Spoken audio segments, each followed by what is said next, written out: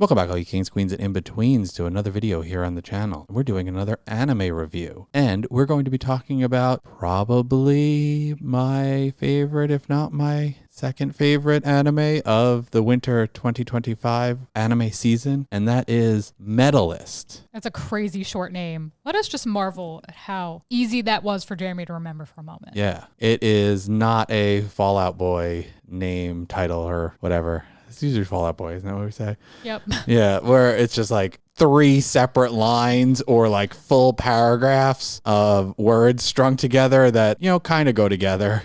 But honestly could be just swapped in like a match game. We should honestly do that, where we should see if we could just do like, I am the strongest tank, and then take the second line of another one with my cell phone in the dungeon picking up women, and like put it all together and see like which ones mix and match and what that would come out to. But today we are talking about a simple one. We're talking about Medalist, and this is a sports anime. It is. We don't review those very often. No, we don't watch a lot of sports anime, though. I really should watch more sports anime because every time I watch one, I like it. So I really should just watch more sports anime. Maybe this is finally the thing that makes me watch Haikyuu. Finally, maybe I can get you to watch it too. Okay. But that's a long one, so we'll see if we can get to that. But this is a anime about a girl who wants to be a Olympic figure skater, and also about her coach that wants to lead her to being an Olympic figure skater. And I feel like it's got a fair amount of, you know, split between those two characters, especially towards like mid to late season. It starts to focus on the coach a lot, where we get his backstory and we get more specific things to his storyline. And we start with him. He is technically the protagonist of the show in the beginning of the show. Like, we come into the situation through him. And then we meet her, and her name is Inori, and his name is Tsukasa. Yes. And, you know, it's about her journey and about his journey. And what do you think of this anime? Like a lot of other sports anime, it follows a specific pattern of training, some sort of competition. They win, they lose, more training, another competition. So in that sense, it can feel a little repetitive. In terms of how I feel they put character development together and those sorts of things, I think they do an interesting job because they draw a lot of parallels between Tsukasa and Inori to kind of draw them together and make us as viewers like them. Tsukasa was someone who fell in love with figure skating when he watched the Olympics in his teens, but he never had the money to really be a skater, and he was also, quote, too old, because the cutoff is roughly 12, I think, ish. I mean, they're saying you should get involved when you're like 5. So Inori, who is, what, 11? I thought she 10, somewhere in there. Yeah, she's in 5th grade, I believe, when she starts. So I think she's like 11. And a lot of the people that she's competing against and skating with have been doing this for 5 or 6 years at this point. So they already think she is old when she's getting into it and starting from basically scratch. And he didn't really full-time start skating until he was like 20, but he first started getting into it when he was 14, and then like was here and there, but he was really like 20 years old when he started. So that was like, why are you even bothering? Everybody was refusing to, you know, take him on and let him join. It was like, there's no point.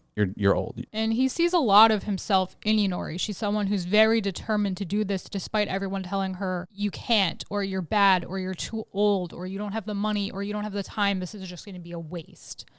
And I think he loves that about her. He loves her like fiery determination and how she just keeps getting up even when things are rough, and she keeps going at it, and she's ready to just jump ahead. And she really does. She makes a lot of progress within the span of a few months, and everyone comments like she's making so much progress. It's a little crazy because she's working so hard, but she doesn't have an innate talent for it. They don't seem to imply that she's like a prodigy. It's like the Naruto thing. Like, he's working really hard, even though he's not great at some things. Or I guess Rock Lee is probably a better example. Like, he was real bad at stuff, but he trained real hard, like all the time, and then he got to be really good at stuff. And that's what she's like, where she was training all the time to the point where she actually like gets hurt and has problems because she's training so hard. And I think that makes a sympathetic and relatable protagonist, because she is not someone who has an innate talent. She's not a prodigy. She's not someone who has a technique that only she can do or whatever, but she's somebody who just works hard and just believes in herself sometimes. I feel like she has very low self-esteem, but I think that aspect of her character, which honestly I find a little hard to watch sometimes, is counteracted by her desire to just keep going. Determination. And the fact that Tsukasa kind of bolsters her and picks her up when she's like, oh, I can't do this. I'm scared. I'm nervous. I'm whatever negative thing. Or her mother tries to get in her way because she's a paranoid, overprotective parent. And it works. Yeah. And this is very much like a CW show where you're getting a heart-to-heart conversation every 5 minutes. And I think it works in sports anime where it doesn't work and is grating in a lot of CW shows, but they're constantly like, oh, you did a thing and then you failed at a thing and we're going to talk about it. We're going to talk about how you failed at that thing, but this is why it doesn't matter that you failed and this is why you're going to succeed next time. And I feel like that happens 3 times per episode. It happens a lot. Yeah. And it doesn't bother me that much because I like the characters that are participating in it. I also think that the little bits of story that we've gotten from most of the rivals is decent. I think there's enough variance between them where they're not all the same. They've come up with a decent amount of backstories that are different from one another, so they're not just like the same rival over and over again. And I think the one that we haven't really gotten the most backstory from is the one who's probably going to be the main rival eventually is, do not remember her name, but the one with the yellow eyes. And the demon girl. Yeah, she doesn't really have a backstory from her perspective that we've gotten because we don't really spend any one-on-one time with her at all. And the characters don't really spend any one-on-one time with her, but we've gotten everybody else's backstory. I feel like all of the other, rivals or other characters. And I like most of the character designs. I think it's a colorful anime. I would say that my biggest detraction for it is I'm really disappointed by how they did the performances, like the actual routines that they do, because they transition from hand-drawn to a CG model that's really uncanny. Like it looks out of place because it's a CG model in a static kind of background, like a 2D background. And I understand why they did it. They wanted it to be dynamic in terms of motion and things like that. And it's much easier to do that with a CG model, but it doesn't look as good. It looks awful. Yeah. And you can do it with other methods because Yuri on Ice did it. They did this exact same thing and they didn't do a CG model for it. And you even see some of that because the one time we see Tsukasa actually skating, they draw it like they draw it in Yuri on Ice and it looks really good. But he's the only one who gets that treatment. Everybody else is put into CG model mode and it looks significantly worse than it could look. And I don't really know, besides budgetary reasons, why they would do that. But it was very disappointing when I saw it the first time.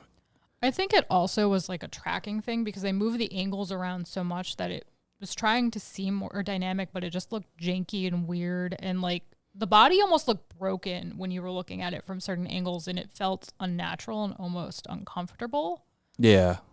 I mean, I feel like figure skating can kind of look like that sometimes. And they're also awkwardly shaped, all of the people that we see skating, because they're all that like 11 to 12 age range girls. So they have like big heads and big eyes and really thin frames. So they're kind of just like their limbs are really thin and long. So when they do like all the figure skating moves, it's like looks like a broken leg and it's kind of poking out. So but they all have basically the same design in general in terms of they probably use the same model, honestly, and they just retextured it so it looked like the different characters. But I don't know, that was my biggest disappointment with it, and I really wish they would not do that. And maybe in the last couple episodes, because we've watched 11 episodes as of now, there's 2 episodes that still need to come out and we haven't watched them yet, but maybe they'll save it for the finale and we get to see them actually draw the final performances if they have them. Yeah. But do you have any other thoughts? I think my other gripes with this anime, other than what you mentioned with the figure skating just not being done in an aesthetically pleasing way, were the fact that everyone was just like so dramatic all the time. And I'm like, I feel like I can't appreciate the drama and the hardship as much when everything's dialed up to 11 all the time. Because everyone's like screaming and congratulating and saying like, oh, you're so cute, you're so amazing, you're so this, you're so awesome, like all the freaking time. It's like, chill, it's gonna be okay. So this is what I usually say about anime, and usually you disregard this, but I feel like it's like this a lot in sports anime, where everything's a reason to cry and everything's a reason to, yell all determined and give an empowering speech and those kind of things. It just happens. It's just part of the tone. And I've kind of gotten used to it. But shonen anime do this a lot too. It happened in Naruto a lot where he was crying or he was yelling and things like that. But he was always saying, I'm going to do it next time and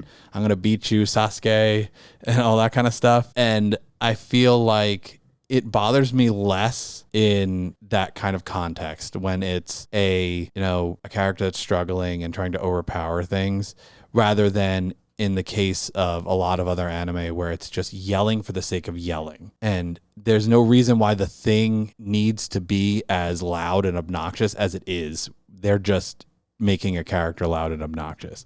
And I feel like this is not necessarily like that most of the time. I mean, there are kids that are loud and obnoxious. Yeah. Because they're kids. There's a couple of them, but it's not the main protagonist of the show that's loud and obnoxious all the time and yelling angrily all the time. And I feel like a lot of anime are like that, where it's like either the main character or the main love interest is just loud and obnoxious and yelling angrily all the time. And I don't like that, but I'm okay with the drama in this, but I can see why it might rub you the wrong way. Where does this rank on the anime that you've watched this season? Very middle of the road for me because I have a hard time with redundancy. This is a very formulaic, arguably more so than your average anime in the sense that it's study, train, and they do get slightly technical with it, which I feel like is interesting in the sense that I am not a figure skater and I'm learning about figure skating, but can also be alienating when you're someone who doesn't know about ice skating and you're trying to learn and it just feels a little off. It's like exposition-y without quite being exposition. There was a long period of time where they didn't explain the difference between any of the jumps, and that was kind of bothering me. And then they started explaining the differences, and I was like, okay, because they'll be like, you're doing a double sow cow or a triple lutz or a double axel, and I'm like, I don't know the difference of any of those. Like, I don't see a difference when they do them. Because, I don't have that kind of eye, so I don't know what... You're unobservant. Yeah, I don't know what the difference is when they're doing it. But then they started explaining some of the differences, and I found that interesting. So I definitely struggle with that. I think ice skating is one of the more beautiful sports out there when it's done well. And I was very disappointed by how it was portrayed. It didn't seem beautiful to me. It seemed very awkward, and I didn't like looking at it. I also didn't like the music choices that they chose. The music was painful. Yeah, it was really not dynamic at all. The music choices that they went, I can understand music is expensive if you want to license certain music. But the music that they went with was all just like generic background royalty-free music. And some of it was orchestral, some of it was like a little less orchestral and more like upbeat, but it was all background music. Fancy elevator. Yeah, and it didn't really go with the performances very well. There was some points where they kind of synced it up, and I feel like sometimes when I've seen real figure skating, sometimes it syncs up better than others, but I feel like usually the music's a lot more dynamic in real figure skating, and they pick like actual songs, or if it's a song that sounds like generic, it is still has more flavor to it. And the fact that they don't change it up at all, and every time we've seen her skate a routine, she's always skated to the same music, kind of gets annoying.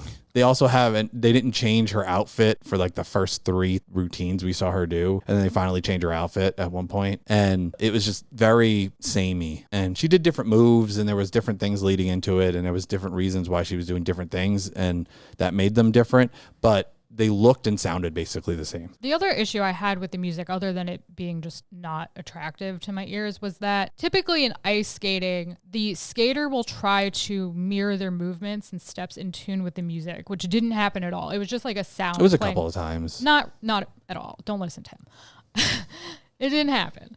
Where they were just like moving and then there was music. Like it didn't seem like a succinct, cohesive work in terms of when they were physically skating. And she even calls out having to sync it to the music is like an important part, and I don't feel like it was synced at all. So it was very interesting to see that, but not in a good way. Yeah. I think in general, the dramatic nature, the repetitive nature, I'm personally not someone who likes watching people struggle with self-esteem issues, even though I can understand it and I think it's very relatable. So this really rests middle of the road. It's not bad, but for me, it's not great because I like specific things, and this is doing a lot of things that I really have a hard time with when I watch them. I led in with saying that this is probably my favorite, if not my second favorite. The only other one that's in contention is Sakamoto, because it's the only one that we've kept up with, that we're up to date on. I don't think As a pair, yes. As a pair. It's the only, I have not kept up with a single other anime this season.